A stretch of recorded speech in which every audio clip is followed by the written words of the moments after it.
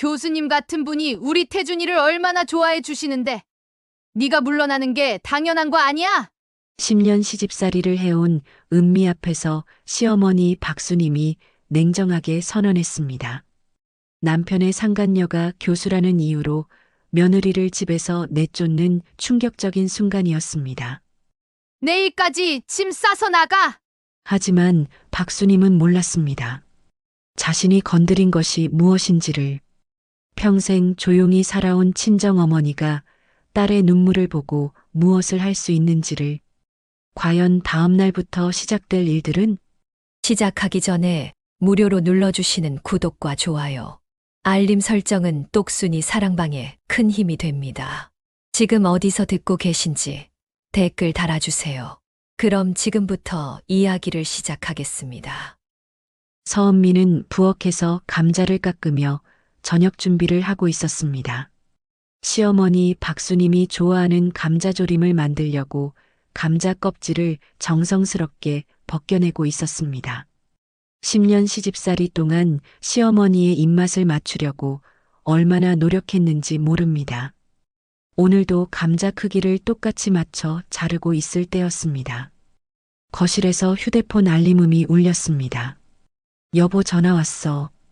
은미가 찬물에 손을 헹구며 소리쳤습니다. 김태준은 대답이 없었습니다. 화장실에 들어간 모양이었습니다. 알림음이 계속 울려서 성가시게 느껴졌습니다. 은미는 앞치마에 손을 닦고 거실로 나갔습니다. 소파 위에 놓인 태준의 휴대폰 화면이 환하게 켜져 있었습니다. 화면에는 지영이라는 이름과 함께 메시지가 떠 있었습니다. 은미의 심장이 쿵 내려앉았습니다. 손가락 끝이 차갑게 식어갔습니다. 호기심 반 불안함 반으로 메시지 내용을 보았습니다. 도저히 부부 사이가 아닌 사람이 보낼 수 없는 노골적인 사진이었습니다. 이게 뭐야? 은미가 입술이 바싹 마르며 중얼거렸습니다. 10년 결혼 생활 동안 한 번도 의심해 본 적이 없던 남편이었습니다. 성실하고 착한 남편이라고 생각했던 태준이었습니다. 휴대폰을 들고 멍하니 서 있는데 화장실 문이 열렸습니다. 여보, 뭐해? 태준이 화장실에서 나오며 물었습니다. 은미는 온몸이 떨리는 것을 느꼈습니다. 혼란스러운 마음을 추스르며 떨리는 손으로 휴대폰을 들어 보였습니다. 이게 뭐야? 지영이가 누구야? 은미의 목소리가 작게 떨렸습니다. 태준의 얼굴이 순식간에 하얗게 변했습니다. 입술이 파르르 떨렸습니다. 당황한 기색을 감추려고 했지만 이미 늦었습니다. 그게 그냥 회사 동료야. 태준이 시선을 피하며 대답했습니다. 회사 동료가 이런 사진을 보내? 은미가 휴대폰 화면을 다시 보며 물었습니다. 눈물이 차오르기 시작했습니다. 가슴이 답답하고 숨쉬기가 어려웠습니다. 은미야, 오해야. 정말 아무것도 아니야. 태준이 다가오려 하자 은미가 뒤로 물러섰습니다.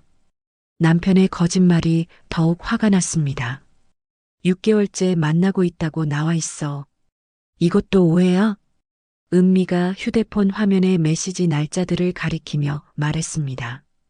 6개월 동안 모르고 살았다는 사실이 더욱 충격적이었습니다. 태준은 할 말을 잃고 입만 벌리고 서 있었습니다. 대답해봐. 이 여자가 누구냐고. 은미가 참았던 감정이 폭발하며 소리쳤습니다. 10년 동안 한 번도 남편에게 소리를 지른 적이 없었는데 자신도 놀랐습니다. 그때 안방에서 박수님이 급하게 나왔습니다. 무슨 소리야? 왜 이렇게 시끄러워? 박수님이 잠옷 차림으로 나오며 짜증스럽게 말했습니다. 머리가 헝클어진 채로 팔짱을 끼고 서 있었습니다.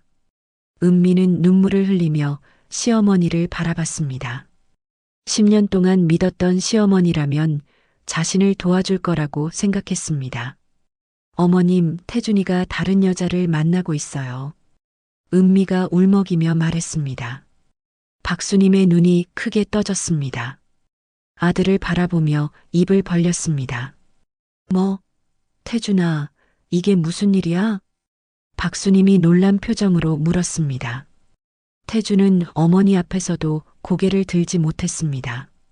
손가락을 비비작거리며 바닥만 바라봤습니다. 엄마, 미안해. 지영이라는 사람을 만나고 있었어. 태준이 모기 소리만큼 작게 말했습니다. 은미는 남편이 그렇게 쉽게 인정하는 것에 더욱 충격을 받았습니다. 6개월 동안 자신에게는 거짓말을 했으면서 어머니 앞에서는 바로 실토했습니다. 그 여자가 누군데? 박수님이 아들의 어깨를 잡으며 물었습니다. 은미는 시어머니가 아들을 혼낼 거라고 생각했습니다. 하지만 박수님의 표정은 화가 난 것이 아니라 궁금해하는 것 같았습니다. 대학에서 강의하는 사람이야. 교수야.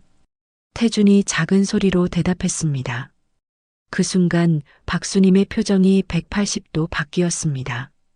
은미는 시어머니가 자신을 위로해주거나 아들을 꾸짖을 거라고 생각했는데 예상이 빗나갔습니다. 교수라고? 박수님이 다시 물었습니다. 목소리에 관심이 섞여 있었습니다. 태준이 고개를 끄덕였습니다. 그럼 우리 며느리보다 훨씬 나은 분 아니야? 박수님이 당연하다는 듯이 말했습니다. 은미는 자신의 귀를 의심했습니다. 방금 뭐라고 했는지 이해할 수 없었습니다. 어머님, 지금 뭐라고 하신 거예요? 은미가 떨리는 목소리로 물었습니다. 10년 동안 한 번도 시어머니에게 이런 톤으로 말한 적이 없었습니다. 교수님 같은 분이 우리 태준이를 좋아해 주시는데 이런 기회를 놓칠 수 있나? 박수님이 당당하게 말했습니다. 은미의 다리에 힘이 빠져 소파에 주저앉았습니다. 머릿속이 하얗게 변했습니다. 어머님, 저는 10년 동안 이 집에서 10년이 뭐 대수야? 네가 지금까지 한 게 뭐가 있다고 그래? 우리랑 격이 안 맞아도 지금까지 참아준 게 어디야? 박수님이 차갑게 말을 잘랐습니다. 은미는 눈물을 주체할 수 없었습니다. 코끝이 시큰하고 목이 메었습니다. 어머님, 제가 뭘 잘못했길래 이런 말씀을. 잘못한 게 아니라 격이 안 맞는 거야. 교수님 같은 분과 비교가 되겠어?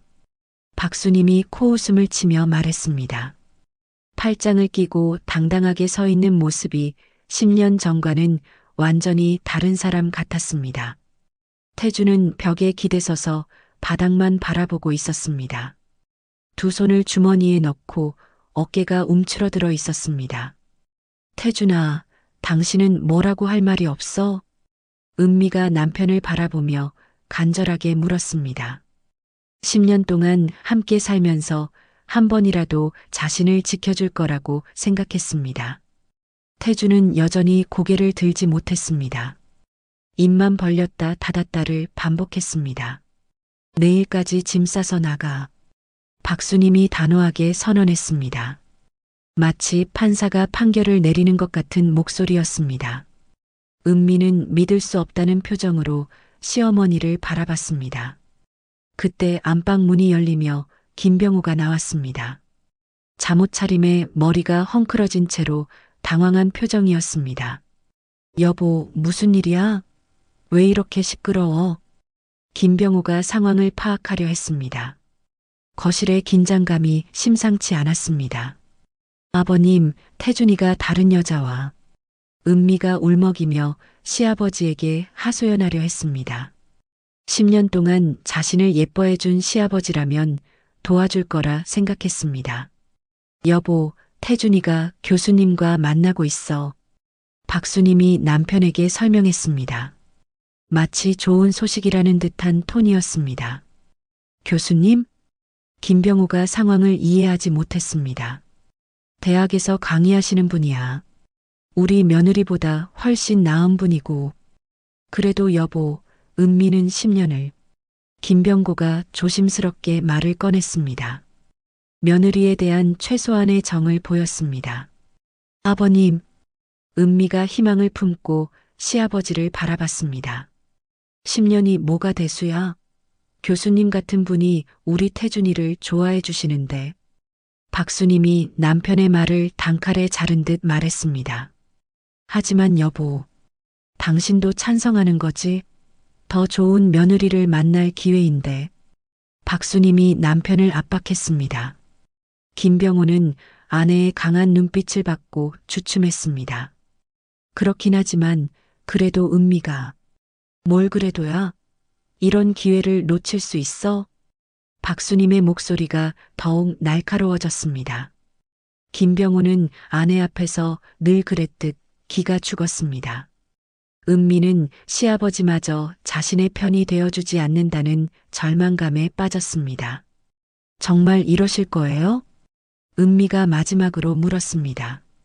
목소리에는 간절함과 절망이 섞여 있었습니다. 각자 길이 다른 거야. 교수님께서는 우리 태준이에게 좋은 기회를 주시는 거고, 박수님이 팔짱을 끼며 냉정하게 말했습니다. 김병호는 고개를 숙이고 바닥만 바라봤습니다. 아버님은 정말 이렇게 생각하세요? 은미가 마지막 희망으로 시아버지를 바라봤습니다. 그게 엄마 말도 일리가. 김병호가 우물쭈물하며 아내 눈치만 봤습니다. 결국 아내의 편을 들 수밖에 없었습니다. 은미는 더 이상 할 말이 없었습니다. 10년 동안 정성껏 모셨던 시부모가 이렇게 차가울 줄 몰랐습니다.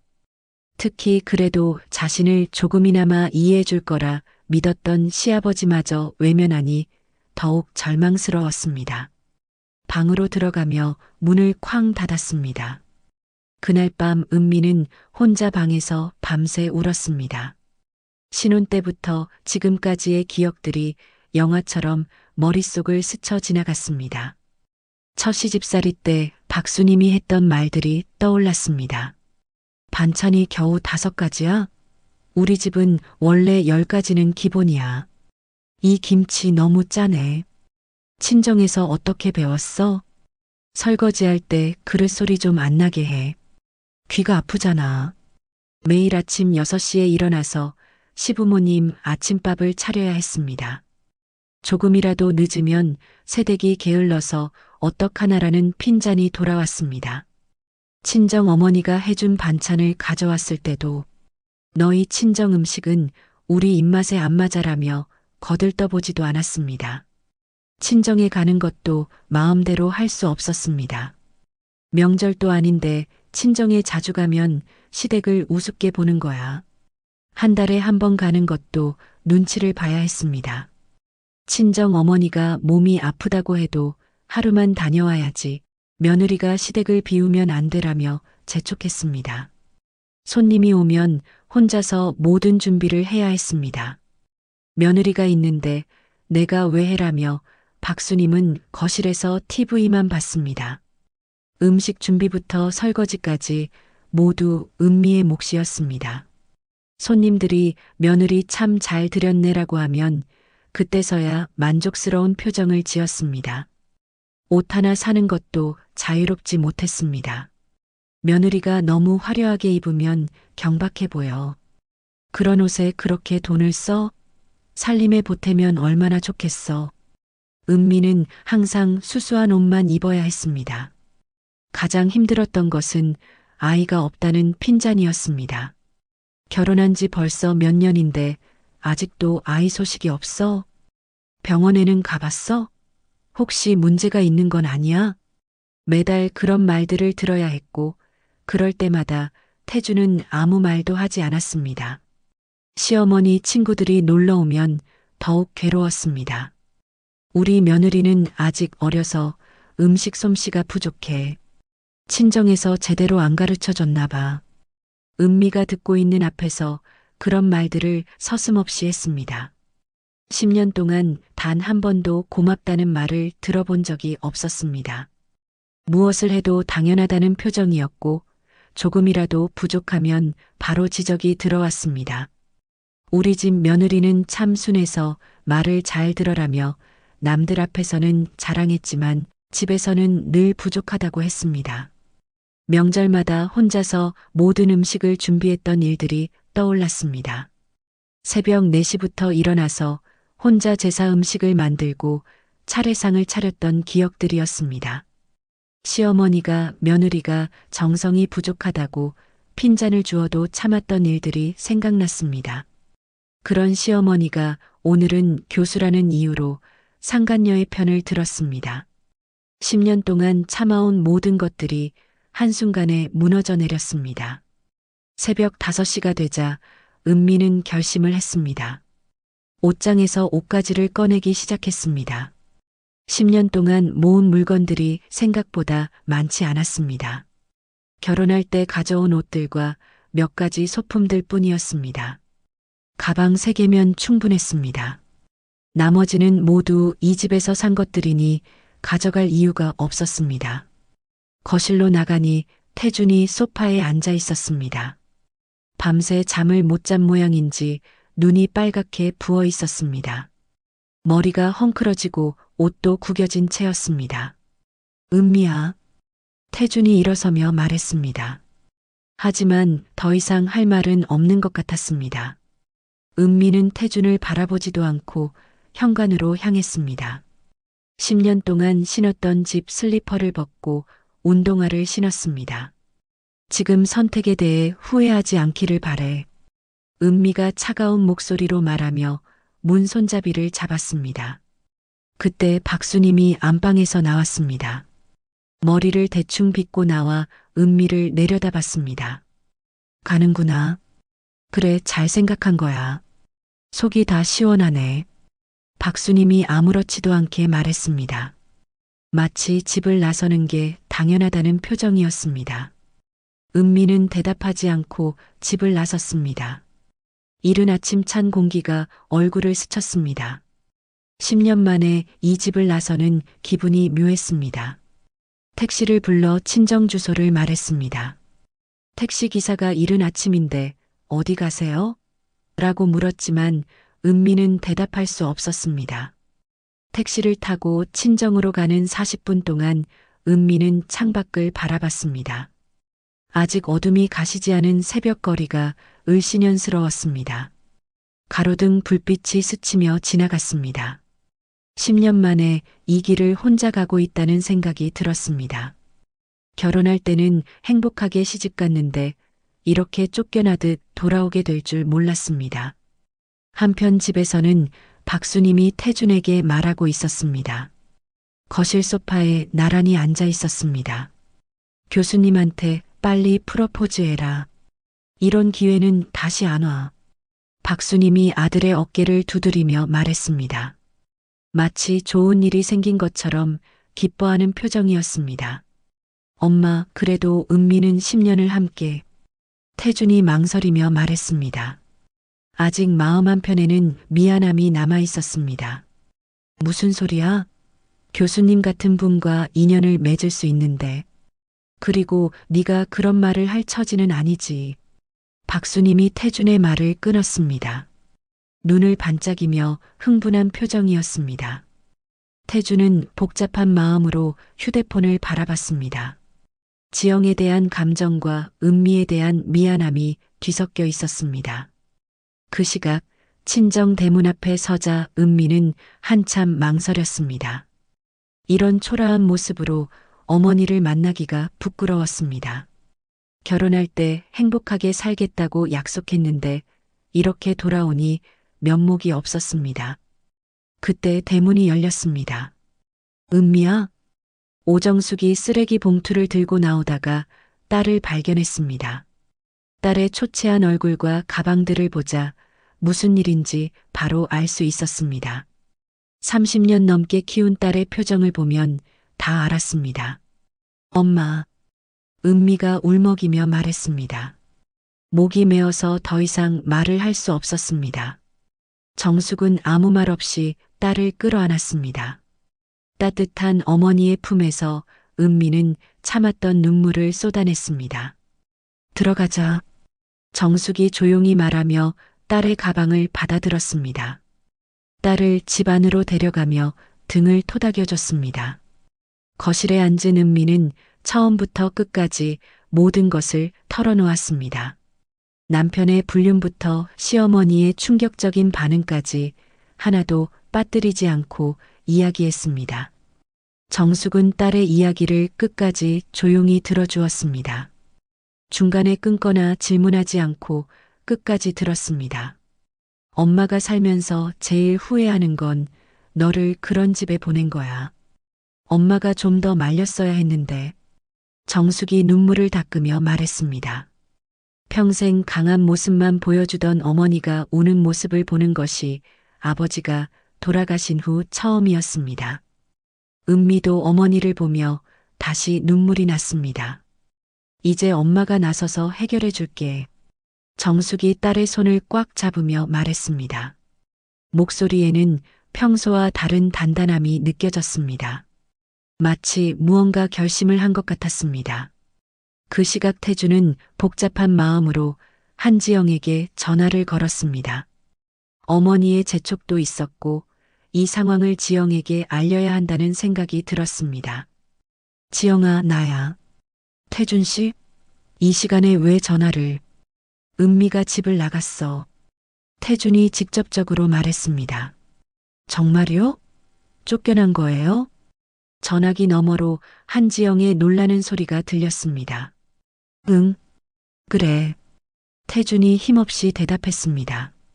이제 우리가 당당하게 만날 수 있는 거네요. 참, 제가 곧 정교수로 승진할 예정이에요. 지영이 기뻐하며 말했습니다.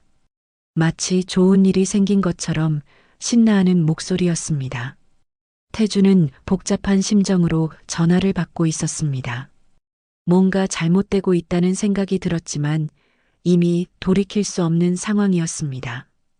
정숙은 딸이 잠든 후 혼자 서재로 들어갔습니다. 오랫동안 들여다보지 않았던 서랍을 열었습니다. 30년 전 대기업 임원 시절의 명함첩이 나왔습니다. 먼지를 털어내며 천천히 펼쳐봤습니다. 명함 하나하나에 추억이 담겨 있었습니다. 현재 제게 서열 10위 안에 드는 사람들의 젊었을 때 명함들이었습니다. 함께 야근하며 프로젝트를 성공시켰던 동료들이었습니다. 어떤 이는 대기업 회장이 되었고 어떤 이는 언론사 사장이 되었습니다. 30년이 지났지만 여전히 연락하며 지내는 사이들이었습니다. 이제부터 시작이야. 정숙이 명함첩을 천천히 덮으며 작게 중얼거렸습니다. 눈빛에는 예전과 다른 날카로움이 서려 있었습니다. 마치 잠들어 있던 맹수가 깨어나는 것 같은 기운이 느껴졌습니다. 다음 날 아침 7시 정숙은 조용히 서재로 들어갔습니다. 은미는 어제 충격으로 늦게 잠들어서 아직 깊이 잠들어 있었습니다. 정숙은 30년 동안 열어보지 않았던 서랍 깊숙한 곳을 뒤졌습니다. 먼지가 쌓인 오래된 명함첩과 전화번호부가 나왔습니다. 페이지를 넘기며 하나씩 확인했습니다. 정숙은 휴대폰을 들고 첫 번째 전화를 걸었습니다. 김병호의 건설회사에 대해 알아보기 위해서였습니다. 한편 은미는 10시가 넘어서야 일어났습니다. 학교에 전화를 걸어 병가를 내야 했습니다. 교감 선생님, 서은미입니다. 오늘 갑작스럽게 아파서 병가를 쓰고 싶어요. 어디 많이 아프세요? 병원에 가보셨어요? 교감이 걱정스럽게 물었습니다.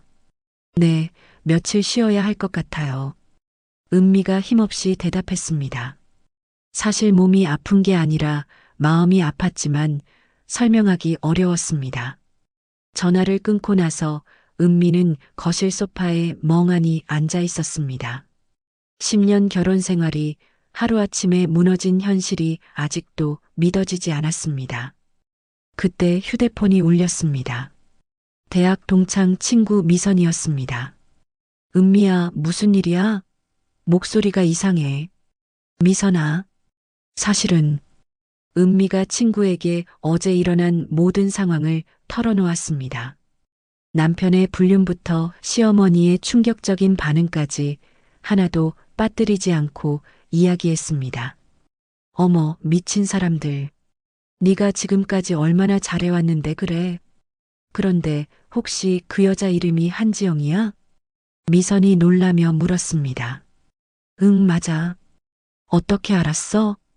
은미야, 그 여자 우리 대학가에서 완전 유명한 사람이야. 기혼남들이랑 바람나기로 소문난 여자야. 미선이 충격적인 정보를 전해주었습니다. 뭐라고? 은미의 목소리가 떨렸습니다. 내가 대학 도서관에서 일하잖아. 교수들 사이에서 소문이 자자해. 한지영이란 여자가 여러 기혼 교수들과 동시에 만난다고. 미선이 자세히 설명해 주었습니다. 은미는 충격으로 말을 잇지 못했습니다. 은미야, 인터넷에 검색해봐. 분명히 관련 글들이 있을 거야. 미선이 조언해 주었습니다. 그 시각 정숙은 첫 번째 전화를 마치고 있었습니다. 상대방은 현재 대형 건설사 회장으로 있는 최 회장이었습니다. 최 회장님, 정숙입니다. 오랜만이죠? 아, 정숙 부장. 어쩐 일로 연락을. 최 회장의 목소리가 반가웠습니다. 안부나 여쭈으려고 전화했어요. 요즘 어떻게 지내세요? 정숙이 자연스럽게 운을 뗐습니다. 나야 뭐, 늘 바쁘게 살고 있지. 그런데 정숙 부장은 어떻게 지내고 있어? 딸 시집 보내고 조용히 지내고 있어요. 그런데 혹시 김병호라는 건설회사 사장 아세요? 정숙이 본론을 꺼냈습니다. 김병호? 아, 그 사람 알지. 우리 회사가 그 사람 아파트 단지 사업에 투자하고 있어. 최 회장이 대답했습니다. 정숙의 눈이 반짝였습니다. 그렇군요. 혹시 그분 어떤 사람인가요? 왜 갑자기 김병호에 대해 물어보지? 최 회장이 궁금해했습니다. 사실은 개인적인 문제가 좀 있어서요. 예정을 생각해서 부탁 하나만 들어주실 수 있나요? 정숙이 조심스럽게 말했습니다. 목소리에는 진지함이 깃들어 있었습니다. 한편 박수님은 태준과 함께 고급 레스토랑에 앉아 있었습니다. 한지영과의 첫 만남을 주선한 것이었습니다. 30분 전부터 와서 기다리고 있었습니다. 태준아, 교수님 오시면 정중하게 모셔야 돼. 박수님이 아들에게 당부했습니다. 평소보다 화장을 진하게 하고 좋은 옷을 차려입었습니다. 알겠어요, 엄마. 태준이 시계를 보며 답했습니다. 마음 한편으로는 은미에 대한 미안함이 있었지만 이미 돌이킬 수 없는 상황이었습니다. 그때 한지영이 레스토랑 문을 열고 들어왔습니다. 세련된 원피스를 입고 명품 가방을 들고 있었습니다. 박수님이 손을 흔들며 반겼습니다. 지영 교수님, 여기에요. 한지영이 테이블로 다가와 우아하게 인사했습니다. 안녕하세요. 한지영입니다. 아이고, 교수님. 제가 태준이 어머니 박수님입니다. 박수님이 일어나서 정중하게 인사했습니다. 태준 씨가 어머님 얘기를 많이 했어요. 뵙게 되어 영광입니다. 한지영이 능숙하게 말했습니다. 박수님의 얼굴이 환해졌습니다. 교수님, 앉으세요. 우리 며느리 자리에 앉으실 분이라고 생각하니까 정말 기뻐요. 박수님이 극진히 대접했습니다. 한지영은 속으로 비웃으며 겉으로는 겸손한 표정을 지었습니다. 어머님, 아직 그런 말씀하시기는. 아니에요, 교수님. 우리 태준이를 만나주셔서 영광이에요. 박수님이 계속해서 축혀 세웠습니다. 태준은 불편한 표정으로 앉아 있었습니다. 그런데 바로 그 시각, 정숙의 본격적인 계획이 시작되고 있었습니다. 최 회장과의 통화를 마친 정숙은 두 번째 전화를 걸고 있었습니다. 며칠 후 김병호는 사무실에서 직원들을 불러 모았습니다. 갑작스럽게 투자 철회 연락들이 들어오기 시작했기 때문이었습니다. 갑자기 이게 무슨 일이야? 김병호가 직원들에게 소리쳤습니다. 얼굴이 붉어져서 화가 많이 난 것이 보였습니다. 사장님, 대형 건설사 세 곳에서 동시에 투자 철회 연락이 왔습니다. 과장이 떨리는 목소리로 보고했습니다. 이유가 뭔데? 명확한 이유를 말해주지 않았습니다. 그냥 내부 사정이라고만. 과장이 고개를 숙이며 답했습니다. 김병호는 머리를 쥐어뜯었습니다. 30년 사업하면서 이런 일은 처음이야. 그 시각 은미는 집에서 컴퓨터 앞에 앉아 있었습니다. 미선의 조언에 따라 한지영에 대해 인터넷 검색을 하고 있었습니다. 검색 결과가 하나씩 나올 때마다 은미의 표정이 굳어졌습니다. 대학 커뮤니티 사이트에 한지영에 관한 글들이 여러 개 올라와 있었습니다. 기혼 교수들과 동시 교제하는 시간 강사라는 제목의 글도 있었습니다. 은미는 이 모든 내용들을 캡처해서 파일로 정리하기 시작했습니다. 이런 여자와 태준이가. 은미가 혼자 중얼거렸습니다. 분노와 허탈감이 동시에 밀려왔습니다. 그런데 더 충격적인 사실이 기다리고 있었습니다. 한지영이 실제로는 정교수가 아니라 시간 강사에 불과하다는 것이었습니다. 박수님이 그토록 좋아했던 교수님은 거짓이었습니다. 정숙은 이번에는 건설업계의 자재 공급업체 사장들에게 전화를 걸기 시작했습니다. 30년 전 함께 일했던 동료들이 지금은 각 분야에서 중요한 자리에 있었습니다. 윤 사장님, 오랜만입니다. 정숙입니다. 아, 정숙 씨. 정말 오랜만이네. 어떻게 지내고 있어? 잘 지내고 있어요. 그런데 부탁이 하나 있는데. 정숙이 조심스럽게 말을 꺼냈습니다. 무슨 부탁인데? 김병호 사장의 건설회사 아시죠? 그 회사와는 당분간 거래를 중단해 주시면 안 될까요? 정숙이 단호하게 말했습니다. 갑자기 왜? 무슨 일이 있었나? 윤 사장이 궁금해했습니다. 개인적인 문제가 있어요. 제가 보증하는 일이니까 믿고 따라주세요. 정숙의 목소리에는 평소와 다른 차가움이 서려 있었습니다. 정숙 씨가 그렇게 말한다면 알겠어. 내일부터 거래를 중단하지. 윤 사장이 승낙했습니다.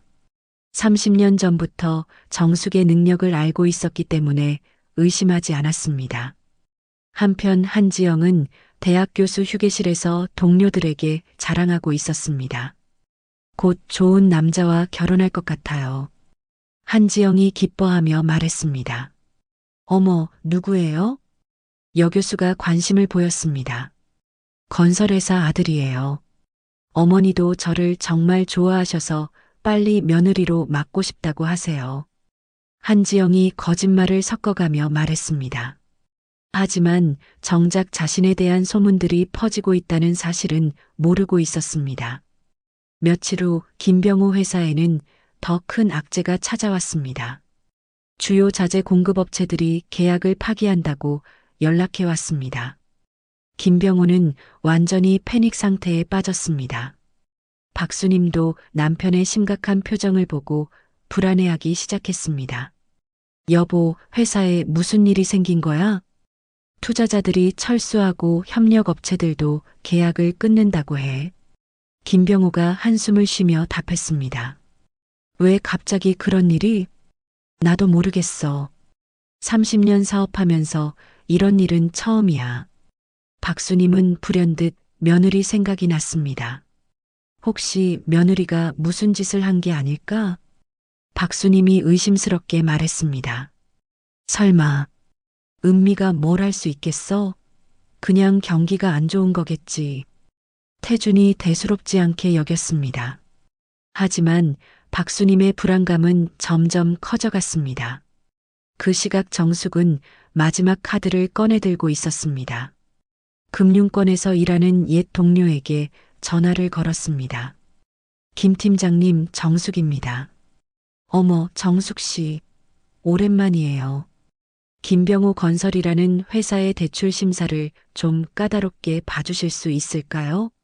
정숙이 직접적으로 부탁했습니다. 무슨 일인지는 묻지 않을게요. 정숙 씨가 부탁하는 일이니까 그렇게 하겠습니다. 김 팀장이 흔쾌히 승낙했습니다. 정숙은 모든 전화를 마치고 나서 은미에게 다가갔습니다. 딸이 컴퓨터 앞에서 한지영에 대한 자료들을 정리하고 있었습니다. 은미야, 뭐 하고 있어? 엄마, 한지영이라는 여자에 대해 알아보고 있어요. 정말 충격적이에요. 은미가 화면을 가리키며 말했습니다. 그래, 뭐가 나왔는데? 정숙이 관심을 보였습니다. 이 여자가 교수가 아니라 시간 강사예요. 그리고 여러 기혼남들과 동시에 만나고 다녔어요. 은미가 증거 자료들을 보여주었습니다. 정숙은 딸의 어깨에 손을 올리며 말했습니다. 잘 됐어. 이제 시작일 뿐이야. 정숙이 의미심장한 미소를 지으며 말했습니다. 엄마, 정말 뭔가 하고 계신 거예요? 은미가 궁금해하며 물었습니다. 진짜는 다음 주부터야. 걱정하지 마. 정숙이 딸을 안심시켰습니다. 눈빛에는 복수에 대한 확신이 가득했습니다. 그날 밤 김병호는 잠을 이루지 못했습니다. 회사 상황이 하루가 다르게 악화되고 있었습니다. 30년 동안 쌓아온 신뢰관계들이 하루아침에 무너지고 있었습니다. 도대체 누가 우리를 망하게 하려는 거야? 김병호가 혼자 중얼거렸습니다. 하지만 그 답을 알기에는 너무 늦었습니다. 정숙의 복수는 이미 시작되었고 이제 멈출 수 없는 상황이 되었습니다. 일주일 후 김병호는 사무실에서 은행 대출 담당자와 마주 앉아 있었습니다. 얼굴이 하얗게 질린 채로 서류를 바라보고 있었습니다. 30년 사업하면서 이런 굴욕을 당해본 적이 없었습니다. 김 사장님, 죄송하지만 대출 승인이 어렵겠습니다. 은행 대출팀장이 냉정하게 말했습니다. 김병호의 손이 떨렸습니다. 이유가 뭡니까? 저희 회사는 30년간 한 번도 연체한 적이 없는데요. 최근 투자 철회와 협력업체 이탈 등으로 신용도가 급락했습니다. 대출팀장이 서류를 정리하며 설명했습니다. 김병호는 머리를 감싸쥐었습니다. 그럼 우리 회사는 어떻게 하라는 겁니까? 다른 방법을 찾아보시기 바랍니다. 대출팀장이 일어서며 차가운 말을 남겼습니다. 김병호는 혼자 남아 한숨만 내쉬었습니다. 바로 그때 정숙의 집에서는 특별한 손님이 찾아와 있었습니다. 30년 전 함께 일했던 동료이자 현재 대형 언론사에서 경제부장으로 일하는 김 부장이었습니다. 정숙은 거실에서 김 부장을 반갑게 맞았습니다. 김 부장님, 정말 오랜만이에요. 정숙이 차를 따라주며 말했습니다. 정숙 씨, 전화로 부탁받은 그 일 말이야. 김 부장이 진지한 표정으로 운을 뗐습니다. 김병호 회사 기사를 준비하고 있는데 어떤 방향으로 써야 할까? 정숙은 잠시 생각에 잠겼습니다. 복수는 하되 너무 노골적으로 하면 안 된다는 생각이 들었습니다. 사실대로만 써주세요. 다만 타이밍은 제가 알려드릴게요. 알겠어. 그런데 정숙 씨, 개인적인 일이라고 했는데 김 부장이 궁금해하며 물었습니다. 제 딸이 그 집 며느리였어요. 과거형이죠. 정숙이 씁쓸하게 말했습니다. 김 부장은 무슨 일인지 대충 짐작할 수 있었습니다. 아, 그렇구나. 딸 일이라면 당연히 도와야지. 김 부장이 고개를 끄덕였습니다. 한편 은미는 어머니와 함께 서울의 한 고급 호텔 라운지에 앉아 있었습니다. 정숙의 또 다른 옛 동료인 이 사장을 만나기 위해서였습니다. 이 사장은 서울 강남 지역의 명문 사립초등학교 재단을 운영하고 있었습니다. 정숙 씨, 정말 오랜만이에요. 이 사장이 반갑게 인사했습니다. 정숙보다 2살 어렸지만 먼저 성공해서 후배들을 많이 도와주는 인물이었습니다. 이 사장님 바쁘신데 시간 내주셔서 감사해요. 정숙이 정중하게 인사했습니다. 이쪽이 딸이구나? 안녕하세요. 이 사장이 은미에게 친근하게 말했습니다. 안녕하세요. 서은미입니다. 은미가 어색하게 인사했습니다. 초등학교 교사인 자신이 이런 높은 분을 만나는 것이 부담스러웠습니다. 정숙 씨가 추천하는 선생님이라면 당연히 우리 학교로 모셔야죠. 이사장이 흔쾌히 말했습니다. 은미가 깜짝 놀랐습니다. 그런데 아직 제가 아무것도 말씀드리지 않았는데 정숙 씨가 미리 연락했어. 딸이 서울로 정근을 원한다고. 이사장이 웃으며 설명했습니다. 정숙이 미리 모든 걸 준비해뒀다는 사실에 은미는 감동했습니다. 언제부터 출근 가능하세요? 다음 달부터 가능합니다. 은미가 대답했습니다. 좋습니다. 내일 서류만 준비해서 보내주세요. 이사장이 단번에 결정했습니다. 30년 전 정숙의 능력을 알고 있었기 때문에 의심하지 않았습니다. 그 시각 한지영은 대학 화장실에서 동료 교수들의 대화를 엿듣고 있었습니다. 자신에 대한 이야기인 것 같아서 숨어서 들어보고 있었습니다. 한지영 그 여자 드디어 정체가 드러났네. 아니 정말 뻔뻔하게도 여러 교수들을 동시에 만났다니. 그것도 모두 기혼자들만 골라서 말이야. 두 교수의 대화가 화장실 문 너머로 들렸습니다. 한지영의 얼굴이 창백해졌습니다. 누가 이런 소문을 퍼뜨린 거야? 한지영이 속으로 중얼거렸습니다. 지금까지 조심스럽게 행동했다고 생각했는데 들통이 났습니다. 화장실에서 나온 한지영은 급하게 태준에게 전화를 걸었습니다. 태준 씨, 지금 어디예요? 회사에 있어. 왜? 태준이 피곤한 목소리로 답했습니다. 회사 상황이 어려워져서 연일 야근하고 있었습니다. 만날 수 있어요? 급한 일이 있어서. 지금은 어려울 것 같은데. 회사 사정이 안 좋아서. 태준이 난처해하며 말했습니다. 한지영의 목소리가 날카로워졌습니다. 당분간 만나지 말자는 거예요? 그런 게 아니라 정말 회사가 어려워서. 집안 사정이 어려우면 제가 도울 수도 있는데요. 한지영이 거짓말을 했습니다. 실제로는 도울 능력도 의지도 없었습니다. 그날 저녁 박수님은 태준을 불러 앉혔습니다. 남편이 회사 일로 우울해하는 모습을 보니 불안했습니다. 태준아, 한지영 교수님께 도움을 요청해봐. 엄마, 지영이는 교수라서 이쪽 일은 잘 모른다고 해. 교수님이면 인맥이 많을 텐데 한번 부탁해봐. 박수님이 재촉했습니다. 태준은 어머니의 기대와 현실 사이의 괴리를 느꼈습니다. 한편 정숙은 은미와 함께 사무실로 가고 있었습니다. 사립탐정을 만나기 위해서였습니다. 한지영에 대한 더 자세한 조사가 필요했습니다. 어머니, 이런 데까지 갈 필요가 있을까요? 은미가 걱정스럽게 물었습니다. 적을 알고 나를 알면 백전백승이야. 그 여자에 대해 정확히 알아야 해. 정숙이 단호하게 말했습니다.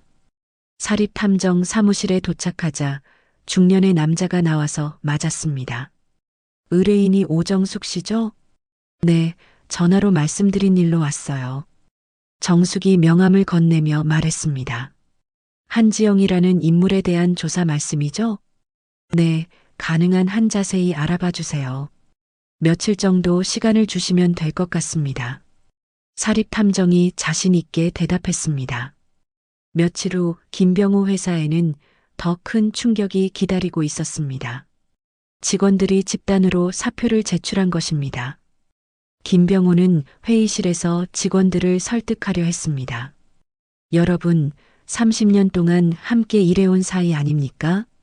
김병호가 간절하게 말했습니다. 사장님, 월급도 못 받는 상황에서 어떻게 일을 해요?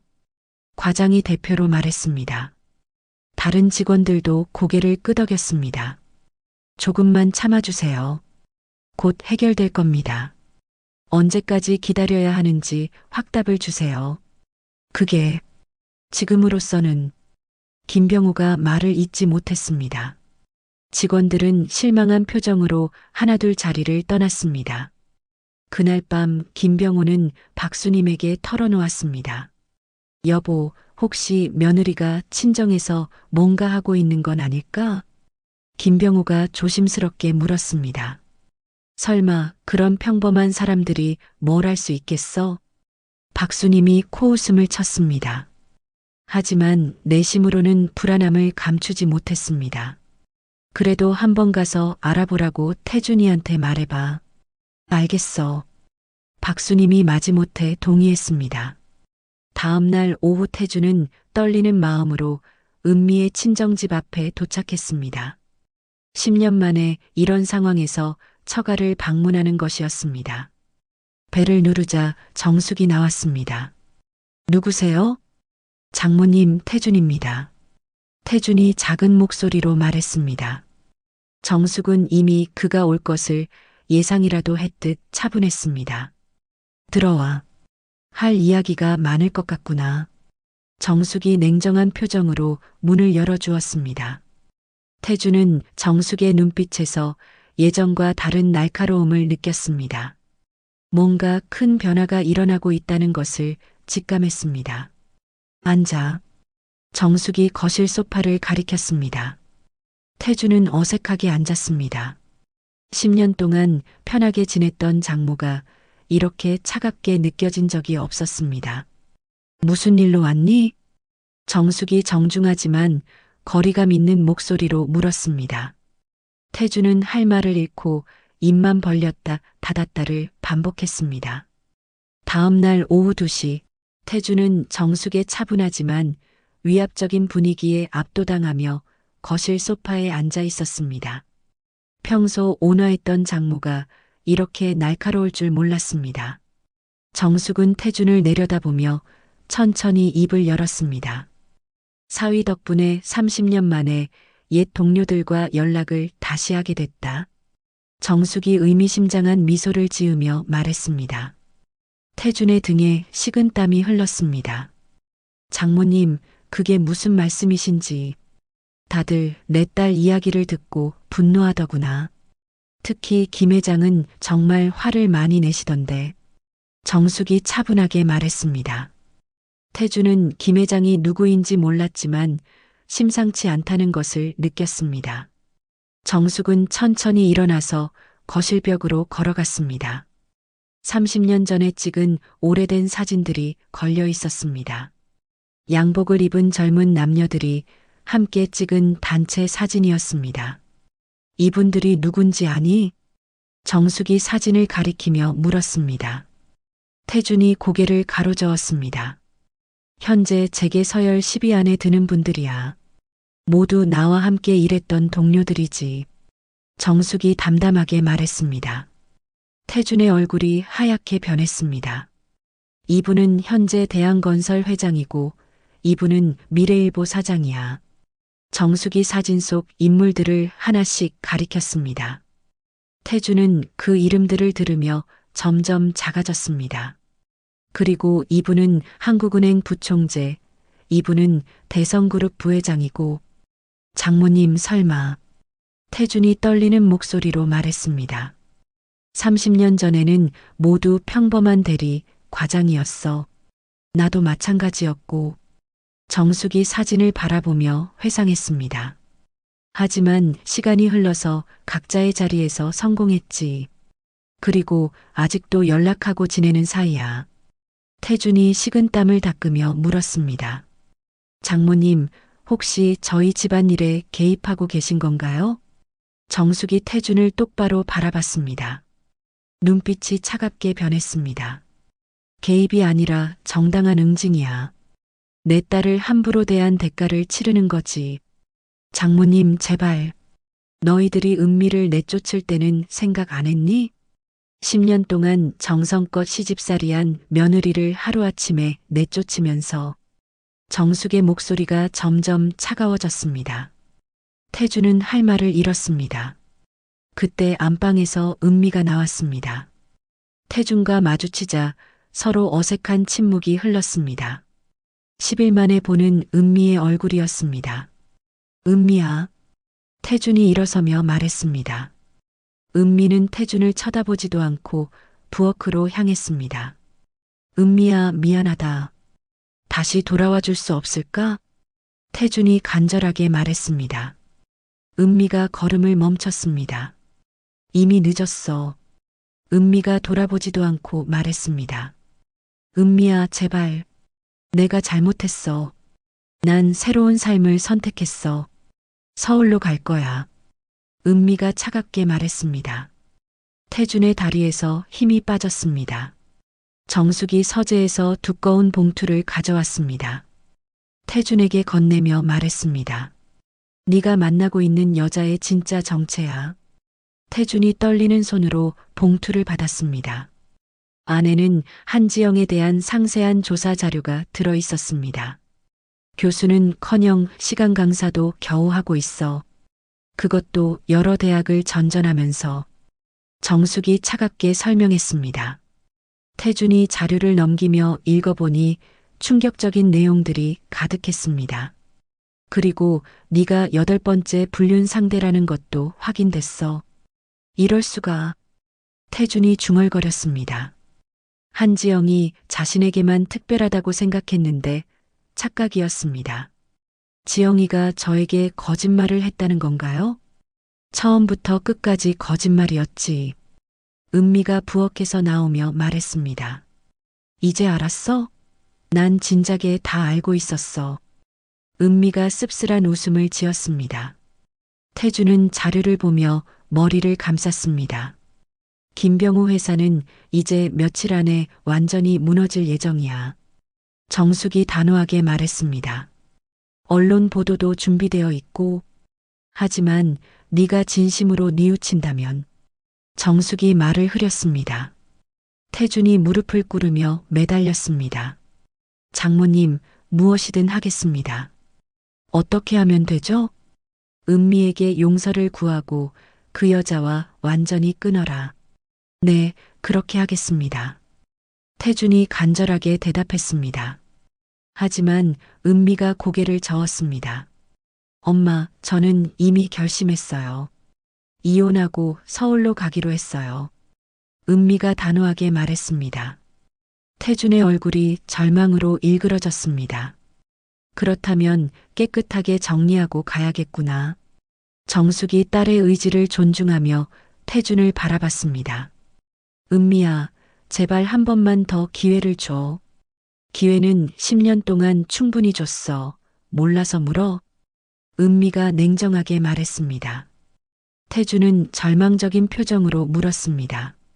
그럼 저희 가족은 어떻게 되는 거예요? 아버지 회사도 어머니도. 그건 너희들이 선택한 결과야. 정숙이 냉정하게 선을 그었습니다. 내 딸을 내쫓을 때 생각했어야지. 장모님, 정말 돌이킬 방법이 없나요? 이제 와서 후회해도 늦어. 정숙이 단호하게 말했습니다. 태준은 한참 동안 말을 잇지 못했습니다. 한지영과는 언제 끊을 거니? 지금 당장 가서 끊겠습니다. 그리고 은미에게 정식으로 사과해라. 네, 그렇게 하겠습니다. 태준이 고개를 숙였습니다. 하지만 이혼은 막을 수 없어. 정숙이 마지막 통보를 했습니다. 태준의 어깨가 무너져 내렸습니다. 그날 저녁 7시 태준이 집으로 돌아갔습니다. 박수님이 현관에서 기다리고 있었습니다. 어떻게 됐니? 뭔가 해결됐어? 박수님이 기대에 찬 목소리로 물었습니다. 태준은 힘없이 소파에 앉았습니다. 엄마, 큰일 났어요. 무슨 소리야? 장모님이 재계 인사들과 다 아는 사이예요. 태준이 떨리는 목소리로 말했습니다. 그게 무슨 소리야? 박수님이 이해하지 못했습니다. 30년 전에 대기업 임원이셨어요. 지금 회장들과 다 동기예요. 설마. 박수님의 얼굴이 창백해졌습니다. 우리 회사가 망하는 것도 다 장모님이 한 일이에요. 그럴 리가 없어. 그냥 평범한 아줌마인데. 박수님이 믿고 싶지 않아 했습니다. 엄마, 이것 좀 보세요. 태준이 한지영 조사 자료를 보여줬습니다. 박수님이 자료를 보더니 경악했습니다. 이게 뭐야? 교수가 아니라고? 시간 강사도 겨우 하고 있어요. 그것도 여러 남자들과 동시에 만나면서 내가 무슨 짓을 한 거야? 박수님이 자료를 떨어뜨리며 중얼거렸습니다. 처음으로 사태의 심각성을 깨달았습니다. 엄마가 그렇게 좋아했던 교수님이 이런 여자였어요. 이럴 수가, 정말 이럴 수가. 박수님이 머리를 감싸쥐었습니다. 그리고 은미는 이혼하겠다고 해요. 안 돼. 그건 안 돼. 박수님이 소리쳤습니다. 이미 늦었어요, 엄마. 모든 게 끝났어요. 태준이 절망에 빠진 목소리로 말했습니다. 내가 며느리한테 가서 사죄할게. 소용없어요. 이미 마음을 정했어요. 박수님은 이제서야 자신이 얼마나 큰 실수를 했는지 깨달았습니다. 10년 동안 정성껏 시집살이한 며느리를 하루아침에 내쫓은 것을, 그리고 그 며느리의 어머니가 어떤 사람인지도 모르고, 아버지는 뭐라고 하셔? 아직 말 안 했어요. 어떻게 말하지? 회사도 망하고 며느리도 잃고. 박수님이 절망에 빠져 중얼거렸습니다. 태준도 마찬가지로 앞이 막막했습니다. 그날 밤 김병우가 퇴근해서 집에 들어왔습니다. 얼굴이 수척해져서 10년은 늙어 보였습니다. 여보, 회사는 어떻게 됐어? 박수님이 조심스럽게 물었습니다. 망했어. 완전히 망했어. 김병우가 소파에 주저앉으며 말했습니다. 내일 직원들 월급도 못 줘. 30년 만에 이런 굴욕을. 김병우가 한숨을 내쉬었습니다. 박수님은 남편에게 진실을 말해야 할지 고민했습니다. 하지만 지금 상황에서는 더 큰 절망만 줄 것 같았습니다. 모든 것이 자신의 잘못된 판단 때문이라는 사실을, 그리고 이제는 돌이킬 수 없다는 사실을 박수님은 뼈저리게 깨달았습니다. 이혼 재판 당일 오전 10시, 은미는 정숙과 함께 가족법원에 나타났습니다. 정숙이 준비해준 검은색 정장을 입고 당당한 모습이었습니다. 10일 전까지만 해도 초라하게 집에서 쫓겨났던 며느리는 이제 없었습니다. 반대편에는 태준과 김병우 부부가 앉아 있었습니다. 모두 초췌한 모습으로 고개를 숙이고 있었습니다. 특히 김병우는 회사 부도 위기로 인해 10년은 늙어 보였습니다. 재판부 입장하겠습니다. 법원 직원이 알렸습니다. 모두가 일어서서 판사를 맞았습니다. 서은미 씨와 김태준 씨의 이혼 사건을 시작하겠습니다. 판사가 엄숙하게 말했습니다. 은미의 변호사가 일어섰습니다. 재판장님, 피고 김태준은 한지영이라는 여성과 6개월간 불륜 관계를 유지했습니다. 변호사가 증거 자료들을 제출했습니다. 태준의 휴대폰 메시지와 만남 장소 영수증 등이 포함되어 있었습니다. 또한 피고의 어머니 박수님은 원고를 집에서 강제로 내쫓았습니다. 그런 사실이 있었나요? 판사가 태준에게 물었습니다. 네, 사실입니다. 태준이 작은 목소리로 인정했습니다. 변명할 여지가 전혀 없었습니다. 10년간 성실하게 가정을 꾸려온 원고에게 이는 심각한 정신적 피해를 주었습니다. 은미의 변호사가 계속 설명했습니다. 따라서 이혼에 따른 모든 책임은 피고 측에 있음을 명확히 하는 바입니다. 태준의 변호사도 일어섰습니다. 재판장님, 피고도 자신의 잘못을 깊이 반성하고 있습니다. 하지만 이미 원고의 마음은 돌이킬 수 없는 상황입니다. 판사가 잠시 서류를 검토한 후 말했습니다. 피고 김태준의 불륜 사실이 명확히 증명되었고 시가족의 부당한 처사도 확인됩니다.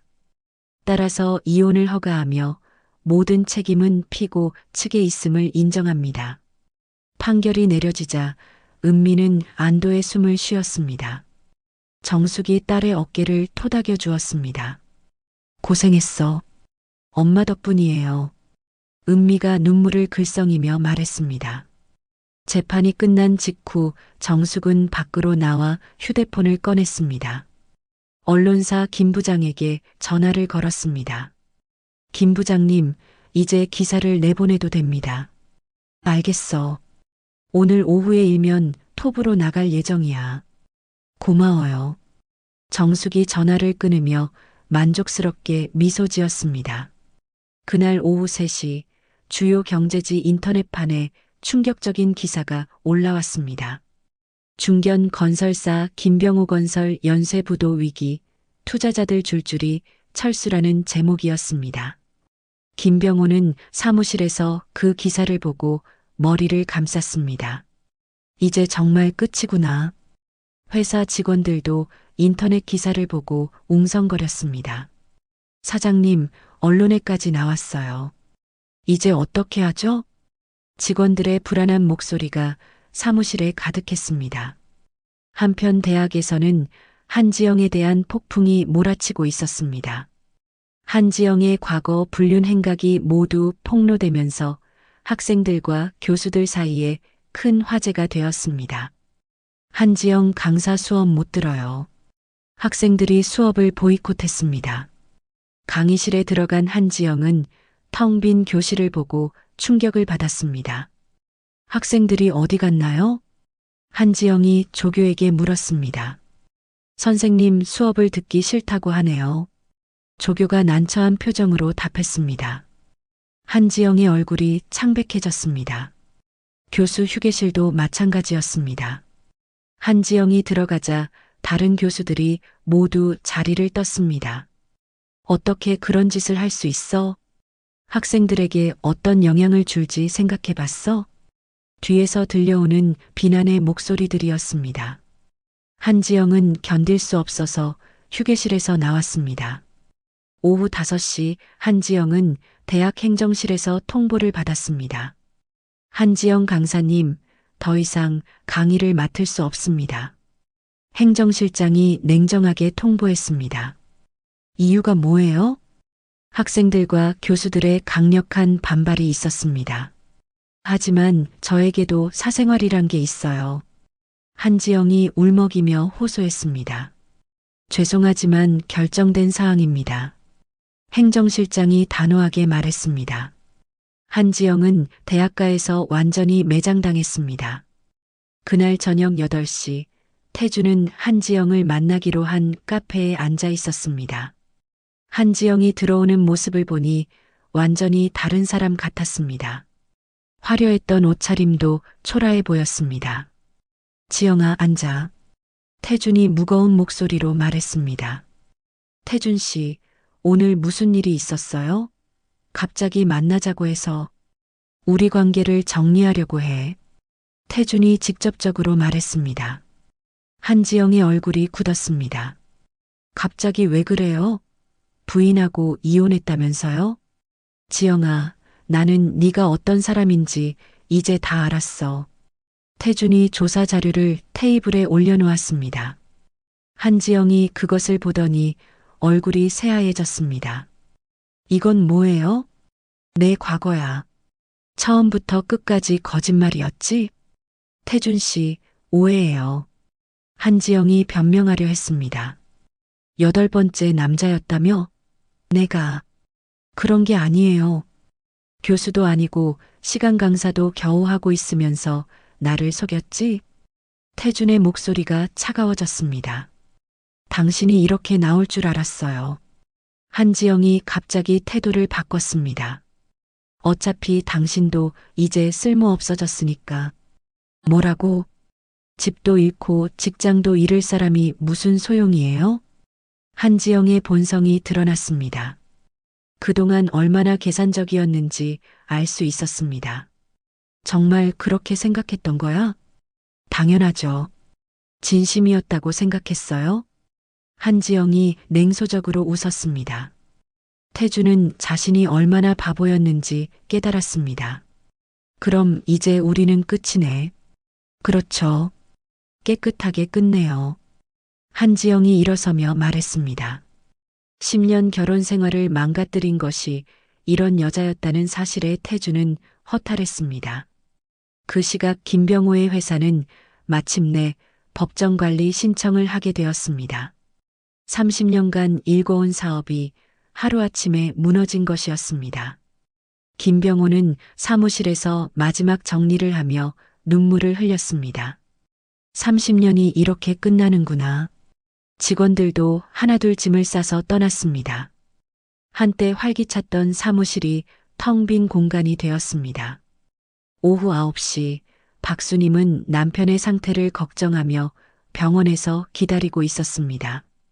김병호가 충격으로 쓰러져서 응급실에 실려온 것이었습니다. 환자 보호자 되시나요? 의사가 박수님에게 다가왔습니다. 네, 아내입니다. 과로와 스트레스로 인한 일시적 기절입니다. 며칠 안정을 취하시면 괜찮을 겁니다. 다행이네요. 박수님이 안도의 숨을 쉬었습니다. 하지만 마음은 편하지 않았습니다. 모든 것이 자신의 잘못이라는 생각에 괴로웠습니다. 병원에서 나온 박수님은 은미에게 전화를 걸었습니다. 떨리는 손으로 번호를 눌렀습니다. 며느라. 박수님의 목소리가 울먹였습니다. 어머님, 무슨 일이세요? 은미가 차갑게 답했습니다. 제발 용서해다오. 내가 잘못했다. 어머님도 이제 그 대가를 치르시는 거예요. 은미가 냉정하게 말했습니다. 며느라, 정말 돌이킬 수 없니? 이미 늦었어요. 은미가 전화를 끊었습니다. 박수님은 병원 복도에서 혼자 울었습니다. 그날 밤 정숙과 은미는 서울의 새 아파트를 보러 갔습니다. 한강이 보이는 25평 아파트였습니다. 정숙이 미리 계약해둔 곳이었습니다. 어때? 마음에 들어? 정숙이 딸에게 물었습니다. 너무 좋아요, 엄마. 은미가 환한 미소를 지었습니다. 거실 창문으로 보이는 한강의 야경이 아름다웠습니다. 여기서 새로운 시작을 하렴. 정숙이 딸의 어깨를 감싸며 말했습니다. 엄마가 모든 걸 준비해뒀으니 걱정하지 마. 정말 고마워요. 은미가 어머니를 꼭 껴안았습니다. 10일 전의 절망은 이제 완전히 사라졌습니다. 다음 날 아침 은미는 새 학교에 첫 출근했습니다. 강남의 명문 사립초등학교는 시설도 좋고 분위기도 밝았습니다. 서은미 선생님 오셨네요. 환영합니다. 교감이 따뜻하게 맞아주었습니다. 잘 부탁드립니다. 은미가 정중하게 인사했습니다. 이사장님께서 특별히 추천하신 분이라고 하던데 기대가 큽니다. 교감의 말에 은미는 어머니에 대한 고마움을 다시 한번 느꼈습니다. 교무회의에서도 동료 교사들이 따뜻하게 환영해 주었습니다. 여기서는 정말 새로운 사람이 될 수 있을 것 같아요. 은미가 오랜만에 밝은 표정을 보였습니다. 10년 만에 진짜 자유로워진 기분이었습니다. 그날 저녁 정숙과 은미는 새 아파트 거실에서 차를 마셨습니다. 이제 진짜 우리 인생이 시작이야. 정숙이 만족스럽게 말했습니다. 네, 엄마 덕분이에요. 은미가 환한 미소를 지었습니다. 창밖으로 보이는 서울의 야경이 희망차게 느껴졌습니다. 한편 그 시각 한지영은 원룸에 혼자 앉아 있었습니다. 모든 것을 잃은 현실이 아직도 믿어지지 않았습니다. 대학에서 쫓겨나고 태중과도 헤어진 상황에서 분노만이 남아 있었습니다. 이대로 당할 수는 없어. 한지영이 이를 악물며 중얼거렸습니다. 컴퓨터를 켜고 인터넷 검색을 시작했습니다. 정숙과 은미에 대한 정보를 찾기 시작한 것이었습니다. 몇 시간의 검색 끝에 은미의 새 직장을 알아냈습니다. 강남의 사립초등학교였습니다. 한지영의 입가에 섬뜩한 미소가 떠올랐습니다. 복수해야 해. 저 사람들 때문에 내 인생이 망가졌어. 한지영이 복수 계획을 세우기 시작했습니다. 첫 번째 목표는 은미의 새 직장이었습니다. 다음 날 오전, 은미는 새 학교에서 즐겁게 수업을 진행하고 있었습니다. 아이들이 밝게 웃으며 수업에 참여하는 모습이 행복했습니다. 10년 만에 이렇게 자유로운 기분을 느꼈습니다. 선생님, 오늘 수업 재밌어요. 한 학생이 환하게 웃으며 말했습니다. 그래. 선생님도 너희들과 수업하는 게 정말 좋아. 은미가 학생들을 바라보며 답했습니다. 이런 순간들이 새로운 삶의 희망이었습니다. 하지만 수업이 끝난 후 교무실로 돌아오니 분위기가 어색했습니다. 동료 교사들이 은미를 보며 수군거렸습니다. 은미 선생님, 교감실로 오라고 하네요. 선배 교사가 조심스럽게 말했습니다. 은미는 무슨 일인지 몰라서 당황했습니다. 교감실에 들어가니 교감이 심각한 표정으로 앉아 있었습니다. 책상 위에는 익명의 편지가 놓여 있었습니다. 은미 선생님 앉으세요. 교감이 무거운 목소리로 말했습니다. 은미가 의자에 앉아 교감이 편지를 보여줬습니다. 혹시 이전 학교에서 문제가 있었나요? 무슨 문제 말씀이신지 은미가 당황하며 물었습니다. 익명의 제보가 들어왔어요. 서은미 교사가 과거 학교에서 부정행위를 했다는 내용입니다. 교감이 편지 내용을 읽어줬습니다. 은미의 얼굴이 창백해졌습니다. 그런 일은 절대 없었습니다. 은미가 단호하게 부인했습니다. 물론 선생님을 믿습니다. 하지만 제보가 구체적이라서 확인이 필요해요. 누가 이런 거짓말을? 은미가 떨리는 목소리로 말했습니다. 한지영의 지시라는 것을 직감했습니다. 한편 정숙도 비슷한 상황에 처해 있었습니다. 30년 전 함께 일했던 동료 중 일부에게 익명 편지가 도착했습니다. 정숙이 개인적인 원한으로 직권을 남용했다는 내용이었습니다. 최 회장이 정숙에게 전화를 걸었습니다. 정숙 씨, 좀 이상한 편지를 받았는데. 무슨 편지 말씀이세요? 정숙이 불안한 마음으로 물었습니다. 자니가 김병우 건설 일로 우리를 이용했다는 내용이야. 최 회장의 목소리에 의구심이 섞여 있었습니다. 회장님, 그런 게 아닙니다. 제가 직접 설명드릴게요. 혹시 무리한 부탁을 한 게 아니야? 아닙니다. 정당한 이유가 있었어요. 정숙이 다급하게 해명했습니다. 하지만 최 회장의 목소리는 예전처럼 따뜻하지 않았습니다. 그날 저녁 한지영은 더 큰 계획을 실행에 옮겼습니다. 자신의 과거 불륜 상대들을 모두 찾아가기 시작한 것이었습니다. 첫 번째로 찾아간 것은 대학 교수 한 명이었습니다. 교수님, 정말 오랜만이에요. 한지영이 애교 섞인 목소리로 말했습니다. 지영 씨? 갑자기 왜? 교수가 당황하며 주변을 살펴봤습니다. 부인이 볼까봐 불안했습니다. 교수님, 저희 일이 부인에게 들통났어요. 한지영이 거짓말을 했습니다. 뭐라고? 교수의 얼굴이 하얗게 변했습니다. 정숙이라는 여자가 부인에게 모든 걸 폭로했어요. 그럴 리가. 내 아내는 아무것도 모르는데. 아직은 그럴지도 모르죠. 하지만 곧 알게 될 거예요. 한지영이 교수의 불안을 부추겼습니다. 도대체 그 여자가 누구야? 서은미라는 여자의 어머니예요. 아주 무서운 사람이더라고요. 한지영이 정숙에 대한 거짓 정보를 흘렸습니다. 교수는 점점 분노가 치밀어 올랐습니다. 그 여자 때문에 내 가정이 위험해진다는 거야? 그렇죠. 교수님만 그런 게 아니라 다른 분들도 마찬가지예요. 한지영이 계속 부추겼습니다. 교수는 완전히 속아 넘어갔습니다. 이런 식으로 한지영은 과거 불륜 상대 4명을 모두 찾아다녔습니다. 모두에게 같은 거짓말을 했습니다. 정숙이 자신들의 불륜을 부인들에게 폭로했다고. 며칠 후 저녁 9시 정숙과 은미가 새 아파트에서 저녁을 먹고 있었습니다. 평화로운 일상이었습니다. 은미가 학교에서 있었던 일을 어머니에게 이야기하고 있었습니다. 엄마, 오늘 아이들이 정말 귀여웠어요. 그래, 새 학교 생활이 만족스럽구나. 정숙이 흐뭇하게 답했습니다. 그때 갑자기 현관문을 세게 두드리는 소리가 들렸습니다. 쿵쿵쿵.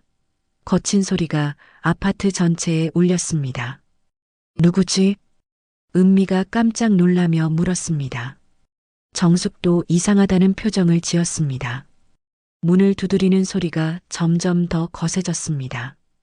그리고 밖에서 큰 소리가 들려왔습니다. 정숙이라는 년 나와. 남자들의 거친 목소리였습니다. 은미가 무서워서 어머니 뒤로 숨었습니다. 우리 가정 망가뜨린 년이 어디 있어? 나와서 사과해. 여러 남자들의 목소리가 들렸습니다. 술에 취한 것 같았습니다. 정숙은 누구인지 직감했습니다.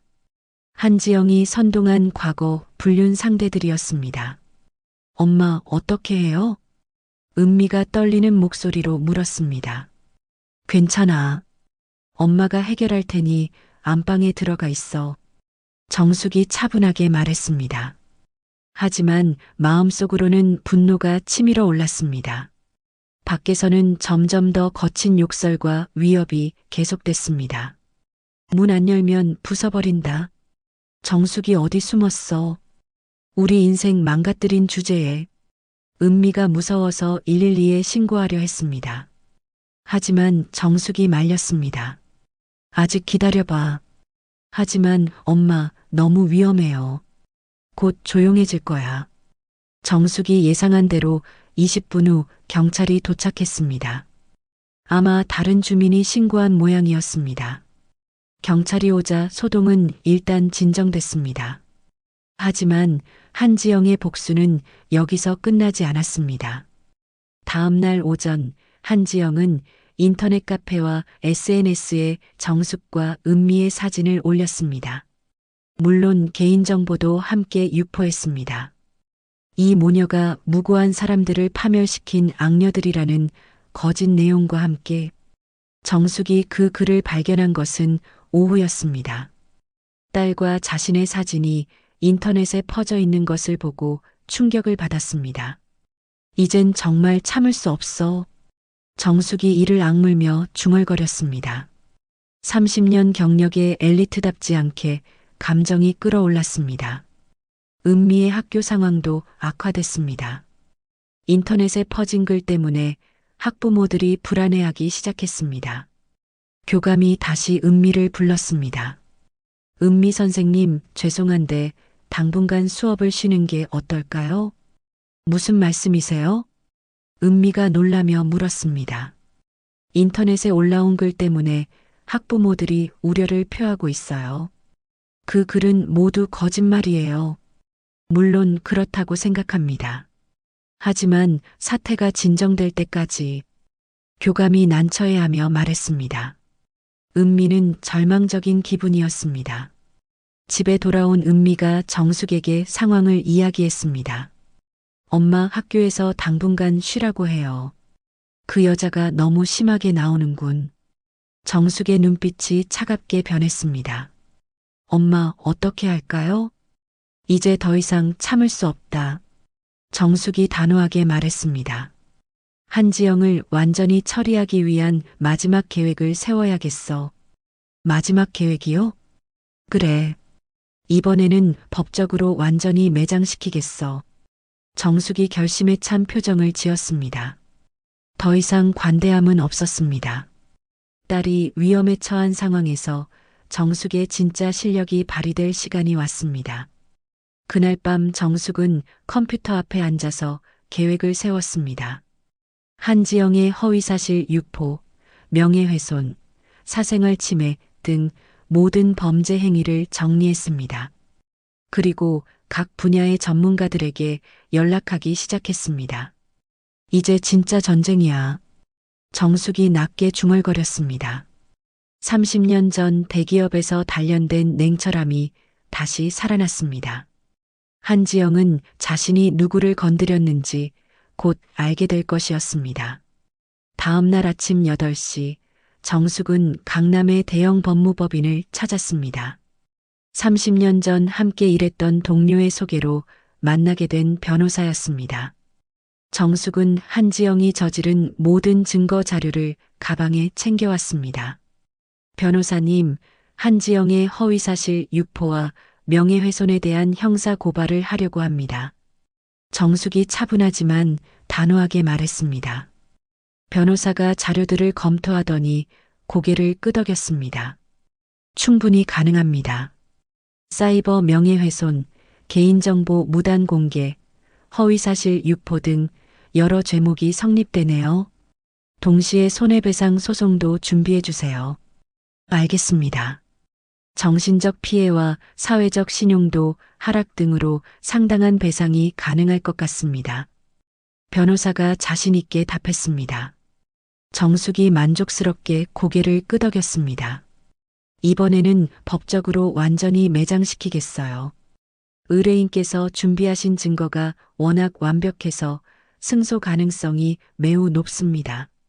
법무법인을 나온 정숙은 곧바로 두 번째 계획을 실행했습니다. 30년 전 동료 중 현재 사이버 수사대 팀장으로 있는 박 팀장에게 전화를 걸었습니다. 팀장님, 정숙입니다. 오랜만이죠? 어머, 정숙 씨. 정말 오랜만이네. 어떻게 지내고 있어? 박 팀장의 목소리가 반가웠습니다. 팀장님, 이런 일로 연락드려 죄송한데 제 딸이 위험합니다. 정숙의 목소리가 간절했습니다. 무슨 일인데? 자세히 말해봐. 한지영이라는 여자가 인터넷에 제 딸과 저에 대한 허위 정보를 유포하고 있어요. 정숙이 상황을 자세히 설명했습니다. 박 팀장이 진지하게 들었습니다. 사이버 명예훼손이네. 바로 수사에 착수할게. 정말 고맙습니다. 정숙 씨가 부탁하는 일인데 당연히 해야지. 박 팀장이 흔쾌히 승낙했습니다. 그날 오후 2시 사이버 수사대에서는 한지영의 온라인 활동을 추적하기 시작했습니다. 전문 수사관들이 IP 주소와 접속 기록들을 분석했습니다. 이 계정에서 올린 글들이 모두 동일한 IP에서 작성됐네요. 수사관이 박 팀장에게 보고했습니다. 허위사실 유포와 개인정보 무단 공개가 명확하게 확인됩니다. 좋아. 체포영장 신청하고 바로 검거해. 박 팀장이 지시했습니다. 다음 날 오전 11시 한지영은 원룸에서 또 다른 악성 글을 올리고 있었습니다. 정숙과 은미에 대한 거짓 정보를 더 확산시키려는 계획이었습니다. 그때 원룸 문이 요란하게 울렸습니다. 경찰입니다. 문 열어주세요. 한지영이 깜짝 놀라 문 쪽을 바라봤습니다. 한지영 씨죠? 사이버 명예훼손 혐의로 체포하겠습니다. 경찰이 체포영장을 보여주며 말했습니다. 한지영의 얼굴이 창백해졌습니다. 이럴 수 없어. 내가 뭘 잘못했다는 거야. 한지영이 발악하며 소리쳤습니다. 허위사실 유포, 개인정보 무단 공개, 사이버 명예훼손 등의 혐의입니다. 경찰이 차분하게 설명했습니다. 나는 진실을 말한 것뿐이야. 법정에서 해명하시기 바랍니다. 한지영은 수갑을 차고 경찰차에 끌려갔습니다. 모든 증거가 너무 명확해서 변명할 여지가 없었습니다. 그 시각 정숙은 한지영의 과거 불륜 상대들을 직접 만나고 있었습니다. 첫 번째로 만난 것은 며칠 전 정숙의 아파트 앞에서 소란을 피웠던 교수였습니다. 교수님, 제가 오정숙입니다. 정숙이 차분하게 자신을 소개했습니다. 교수가 당황한 표정을 지었습니다. 당신들도 그 여자에게 속은 피해자입니다. 정숙이 단호하게 말했습니다. 무슨 말씀인지. 한지영이 거짓말을 했어요. 제가 교수님의 불륜을 부인에게 폭로했다고 했죠? 교수의 얼굴이 굳었습니다. 하지만 전 교수님이 누군지도 몰랐어요. 한지영의 과거 남자들에 대해서는 관심도 없었고요. 정숙이 차근차근 설명했습니다. 교수는 점점 상황을 이해하기 시작했습니다. 그럼 내가 속은 거야? 그렇습니다. 더 이상 저희를 괴롭히지 마세요. 정숙이 당당하게 말했습니다. 교수가 머리를 감싸며 후회했습니다. 죄송합니다. 제가 너무 성급했네요. 앞으로는 이런 일이 없기를 바랍니다. 이런 식으로 정숙은 나머지 3명의 남자들도 모두 만났습니다. 모든 사람들이 한지영에게 속았다는 사실을 깨달았습니다. 그들은 정숙에게 진심으로 사과했습니다. 며칠 후 은미의 학교에서도 상황이 완전히 바뀌었습니다. 한지영이 체포되고 모든 허위 제보가 거짓임이 밝혀진 것입니다. 교감이 은미를 교무실로 불렀습니다. 은미 선생님, 정말 죄송했습니다. 교감이 깊이 머리를 숙였습니다. 이런 일로 의심해서 죄송해요. 괜찮습니다. 오해가 풀려서 다행이에요. 은미가 너그럽게 답했습니다. 앞으로 더욱 신경 써서 지원하겠습니다. 감사합니다. 은미는 다시 정상적으로 수업할 수 있게 되었습니다. 학생들도 선생님이 돌아온 것을 기뻐했습니다. 일주일 후 한지영의 재판이 열렸습니다. 정숙과 은미도 법정에 참석했습니다. 한지영은 피고석에서 초라한 모습으로 앉아 있었습니다. 피고는 혐의를 인정하십니까? 판사가 물었습니다. 저는 모든 것을 잃었는데 저 사람들만 행복하게 사는 게 억울했어요. 한지영이 울먹이며 말했습니다. 그것이 범행의 이유입니까? 네, 인정합니다. 한지영이 고개를 숙였습니다. 변명할 여지가 전혀 없었습니다. 허위사실 유포, 사이버 명예훼손, 개인정보 무단 공개 등의 죄로 징역 1년을 선고합니다. 판사의 선고가 내려졌습니다. 한지영은 완전히 몰락했습니다. 법정을 나온 정숙에게 옛 동료들이 전화를 걸어왔습니다. 사건의 전말을 알게 된 것이었습니다. 정수가 미안했어. 딸을 위해서 한 일이라면 당연한 거였어. 최 회장이 사과했습니다. 우리라도 똑같이 했을 거야. 고마워요. 오해가 풀려서 다행이에요. 정숙이 안도의 숨을 쉬었습니다. 모든 동료들이 다시 정숙을 지지했습니다. 그날 저녁 태주는 한지영 체포 뉴스를 보고 있었습니다.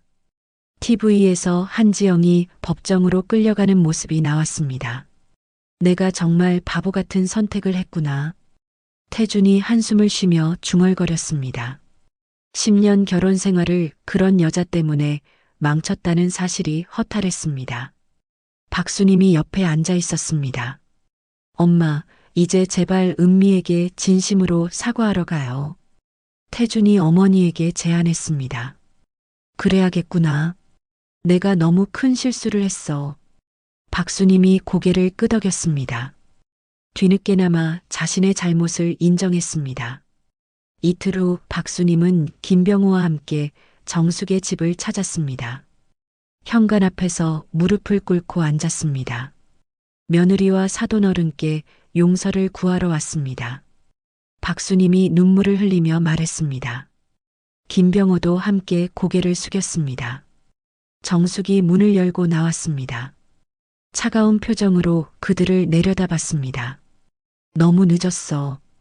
정숙이 냉정하게 말했습니다. 사돈어른 제발. 이제 우리는 다른 길을 걸어갈 거야.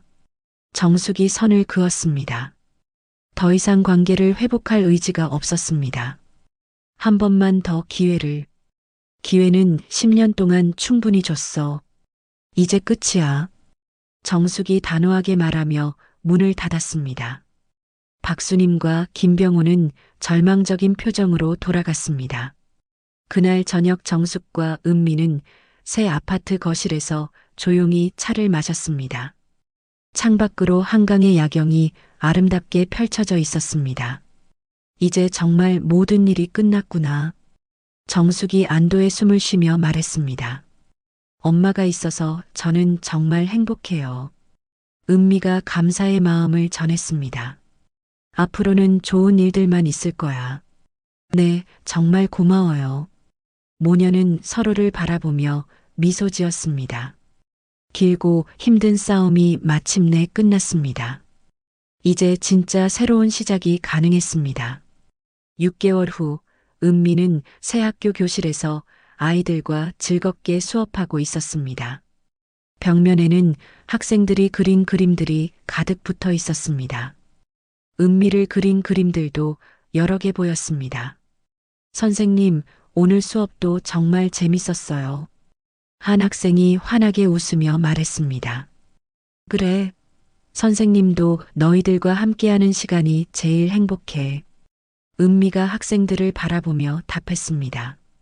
진심이 담긴 미소였습니다. 수업이 끝나고 교무실로 돌아오니 동료 교사들이 반갑게 맞아주었습니다. 6개월 만에 학교에서 없어서는 안 될 선생님이 되었습니다. 은미 선생님, 이번 달 우수교사상 받으신 것 축하해요. 선배 교사가 축하 인사를 했습니다. 감사합니다. 다들 도움 주신 덕분이에요. 은미가 겸손하게 답했습니다. 정말 행복한 나날들이었습니다. 그날 저녁 은미가 집에 돌아오니 정숙이 거실에서 책을 읽고 있었습니다. 요즘 정숙은 30년 만에 여유로운 일상을 보내고 있었습니다. 엄마, 저 왔어요. 어서 와. 오늘은 어땠어? 정숙이 책을 덮으며 물었습니다. 아이들이 또 제 그림을 그려줬어요. 은미가 가방에서 그림 한 장을 꺼냈습니다. 아이들이 그린 은미의 모습이 환하게 웃고 있었습니다.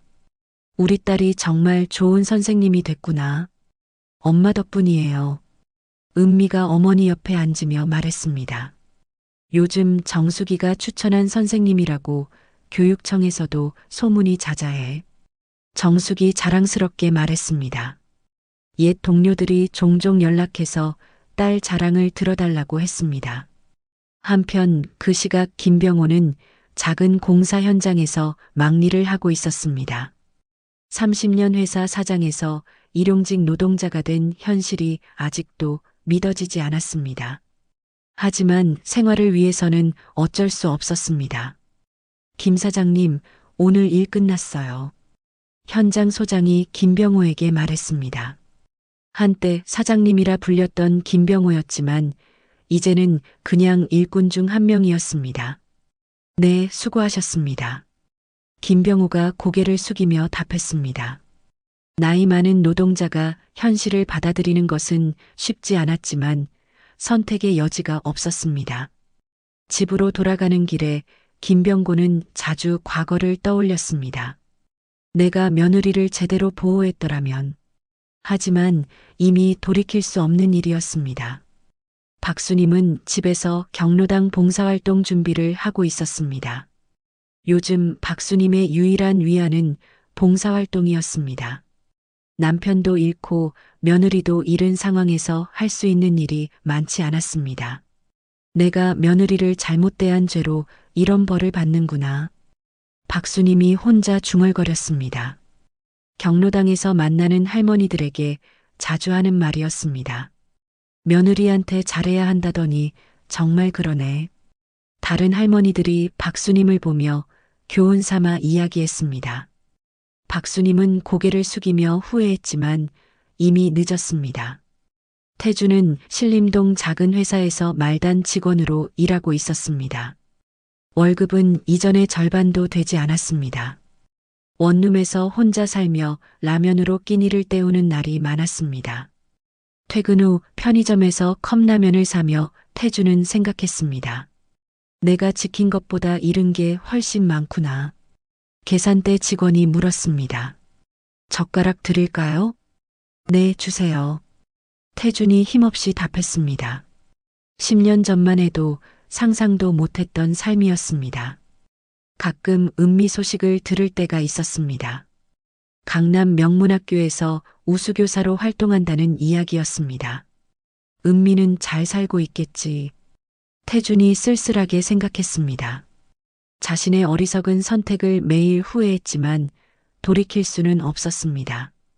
한편 한지영은 여자교도소에서 복역 중이었습니다. 하루하루가 지옥 같았습니다. 같은 방 죄수들도 한지영을 좋아하지 않았습니다. 야, 불륜녀. 밥 먹으러 가자. 다른 죄수가 퉁명스럽게 말했습니다. 한지영은 대답도 하지 않고 따라 나섰습니다. 식당에서 혼자 앉아 밥을 먹으며 한지영은 과거를 후회했습니다. 내가 왜 그런 짓을 했을까? 하지만 이미 모든 것이 늦었습니다. 출소 후에도 정가자 신분으로 어떤 학교에서도 받아주지 않을 것이었습니다. 정말 인생이 끝났구나. 한지영이 절망적으로 중얼거렸습니다. 그런 가운데 정숙과 은미는 평화로운 저녁 시간을 보내고 있었습니다. 정숙이 은미에게 조심스럽게 말을 꺼냈습니다. 은미야, 이제 새로운 사람을 만나는 것도 생각해 봐야 하지 않을까? 엄마, 아직은 혼자서도 충분히 행복해요. 은미가 환하게 웃으며 답했습니다. 아이들이 있고 엄마가 있으니까 외롭지 않아요. 그래도 언젠가는 엄마, 지금이 정말 좋아요. 급하게 생각하지 말아요. 은미가 어머니의 손을 잡으며 말했습니다. 정숙도 딸의 마음을 이해했습니다. 다음 주 토요일 정숙과 은미는 한강공원을 산책하고 있었습니다. 가을바람이 시원하게 불어왔습니다. 모녀가 함께 걷는 모습이 평화로웠습니다. 앞으로는 우리가 행복한 일들만 생각하자. 정숙이 딸에게 말했습니다. 네, 이제 진짜 자유로워진 기분이에요. 은미가 환하게 웃었습니다. 10개월 전의 절망은 이제 완전히 사라졌습니다. 공원 벤치에 앉아 한강을 바라보며 두 사람은 미래 계획을 세웠습니다. 내년에는 유럽 여행이나 가볼까? 정숙이 제안했습니다. 좋아요. 제가 돈 모아서 엄마와 함께 가요. 내가 낼게. 우리 딸이 고생한 보상이야. 그럼 안 돼요. 제가 엄마 효도하고 싶어요. 모녀가 웃으며 계획을 세우는 모습이 행복해 보였습니다. 어느 봄날 오후 정숙과 은미는 새 아파트 베란다에서 화분에 꽃을 심고 있었습니다.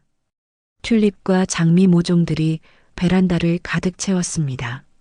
새로운 시작을 상징하는 것 같았습니다. 엄마, 정말 고마워요.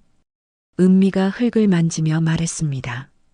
엄마가 아니었다면 전 아직도 그 지옥에서 살고 있었을 거예요. 엄마로서 당연한 일을 했을 뿐이야. 정숙이 딸을 바라보며 답했습니다. 이제 우리는 정말 새로운 시작이야.